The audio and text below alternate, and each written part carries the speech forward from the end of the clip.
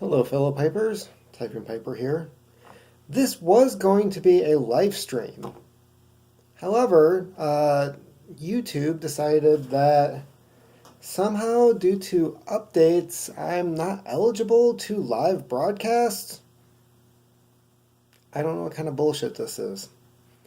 Anyways, this was going to be a test run for doing a live broadcast where I read some stuff that I wrote. But apparently YouTube has a problem with that. If you don't like it, complain to them. So, what am I going to read today? I have a blog. I know nobody blogs these days, but it's called The Collapse Experiment. It is on WordPress. There is a link on my Instagram account. I would say I'm going to put one below this, but I'm not going to remember, so what's the point? Anyways, if you're curious, you could probably Google it or something. Yahoo? I don't know. So let's get started, shall we? Adventures in Cooking. This is, right now, 4 parts. It is a series I've been able to do 1 to 2 posts per day the last couple days. And it's coming along really well. So, Adventures in Cooking, Part 1. Like most cooks, I started out as a dishwasher, the more accurate term being dish bitch. It was the lowest of the jobs on the ladder of respect in the restaurant world with the lowest pay. While one could wallow in their own self-pity, working as a dishwasher, there were perks to be found. The possibility of quitting scared those that drove the dishwasher to the final act of screaming, "Fuck you," and walking out the door, knowing that the person responsible would be the one to finish the dishes for the rest of the night. If the place was busy, the rest of the staff would blame that person for the late meals, dirty utensils, and constantly run out of glasses for drinks. The dishwasher could walk away free and clear any time they desired, and nobody would give a shit except for the poor bastard in the dish room. Another perk of the trade was the ability to have an oops on the job. I quickly learned in my first days that steaming hot glasses will explode when they are filled with ice-cold beverages. This happened once when I put a fresh tray on top of the stack and a waitress went to fill an order with the glass exploding and almost cutting her hand. That was a mistake. Later, when a different waitress started giving me shit about plates and trays running out in the kitchen during a particularly busy shift, I made it a point to put a fresh tray of steaming hot glasses next to the soda dispenser and waited. A few seconds later, there was the cracking sound of glass hitting the floor and a huff and a puff from the same waitress that didn't keep her mouth shut. I don't know how I timed it right, but I did, and the feeling of satisfaction fed my desire to keep working the rest of the night in peace. Nobody said a goddamn thing. Being stuck back in the bowels of the restaurant gave a level of privacy that allowed one to drift away into La La Land and listen to whatever music they wanted. There were managers who tried to keep with the manual and only allow radio-approved music. However, when the restaurant is located at the basement level of a mall, a few radio stations come through, and those that do tend to be the pop, country, and Christian variety. Nothing that a cynical young man in his 20s wants to hear. We had CDs, and whatever you picked better be long playing and something you want to hear for a few hours on repeat. To take a CD out and change it meant that steam would cover the disc or the lens, and you were fucked until it dried off. The same manager was also older and hard of hearing. She would later ask you about songs she heard you listening to and change the lyrics to something out of a Ron Jeremy porno. Those were the times you could bust out laughing in the office and pull lyric sheets out for her to read for herself. That is not what I heard. To stay a couple of weeks as a dishwasher was to pass the grade into a new world. This was usually due to someone calling in sick or not passing the piss test with their parole officer. I still remember that afternoon when the manager said they had someone else to cover the dish room and I was taking over as the secondary cook in the kitchen. It scared the shit out of me. But what about the shit left over from last night? I asked, already having the task planned out in my head.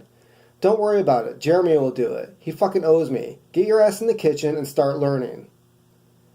And like that, I was thrown into the flames of the fire and had the stress-induced experience of on-the-job training. I have to admit that after that, it became my preferred method of learning, and to this day, nobody in a respectable field believes that it is an acceptable way to train someone. This is perhaps why I still have a job that involves cleaning toilets. There was one important thing that we had not gone over before I started cooking. There was the question of a nickname. There was Nate Dogg, because his name was Nate, and well, I don't know the rest of the reason, maybe because he liked rap music and lived in a trailer park. There was Junior, and he was a junior. Opie, because in his mid-20s he looked like the kid from the Andy Griffith Show. Jeremy was still Jeremy because to call him anything else would cause a world of confusion with a guy who tried every drug under the sun and wasn't 18 yet. Then there was me. So what do? I was asked, with no answers giving the crew anything to work with. What are the initials of your name? And as I said the letters, I knew before the second one was finished coming out of my mouth what my nickname was going to be. Motherfucker! That was how I became the Motherfucker, long before some shitty Marvel comic turned it into a villain for a lame superhero. This led to confusion for the rest of the time that I worked there, leaving the new staff wondering what the hell was going on. Motherfucker, give me those fries! I would turn around and bump into the new guy, wondering what the hell they were doing. I thought they were talking to me, they would say, as I took the basket from them. I'm the motherfucker, motherfucker! The fries would fall into the tray, and I would point at the prepping table. Get back to those tomatoes! Being the motherfucker had its perks as well. When the wait staff became upset with you, it didn't matter what they said or called you. After being called motherfucker all day, you could brush off any insult. If that tray isn't ready in 2 minutes, I'm going to lose my tip, asshole. This is what waitstaff didn't understand. I received the same pay regardless of what they were tipped. It cost me nothing to have a meal go out late. I was more concerned about it being good because I didn't want the manager coming back saying that there was a complaint. The idea that a waitress or waiter could threaten us was a joke, but at the same time it was good to stay on good footing with these people because after work, these were the people that you would party with, smoke pot on breaks, and if you were unlucky, sleep with. Ah, crap. It wasn't uncommon for the waitresses to flirt with the kitchen staff in order to get what they wanted, which was their order served first so that they would have better tips at the end of the night. Nobody likes cold, shitty food, and although it isn't the server's fault, that is the person who gets shit on at the end of the day. At first, the new cooks don't know any better, so when the waitress starts coming behind the counter with an extra button undone, they tend to get what they want for a while. Once it is figured out that there is no connection there and you are simply making her more money with nothing in it for you, they simply move on to the next new guy in the kitchen and the act goes on and on. Being a male server has to be one of the least rewarding jobs a man can have. The notion of a man flirting his way to a tip, especially in this day and age, would be more likely to get him fired before it would make him a few extra bucks. In our society, the notion of a man working as a server means that either he has no ambition, he's unintelligent, grew up poor, his mom and dad own the place, or he has a felony. For a man to willingly go into this profession of his own accord means that he has no idea what the hell he's in for. The tips are low, the pay is even lower, and if you are lucky, you will leave after the first couple of weeks. If you are hoping to work your way to manager, think again. That job is already reserved for some snot-nosed asshole who just graduated from college and has never worked a day in his life. They have no experience in the profession and can't function in a workplace setting like an adult. This is who your new boss will be. As for the waitresses, these are the girls. These girls are the ones who knew they had good looks but had the morals to stay out of stripping. They do all the same tricks. They can be the nice girl that you want to bring home to mom, or give you the hopes that one day getting with that. which sometimes brings the guys back a few times, leaving large tips and empty wallets by the time they figure out the act. I would like to think of it as the lap dance with a meal. One of the girls thought she had the act down and was excited when a Hooters opened up down the street, sending her to the office and putting in her 2-week notice.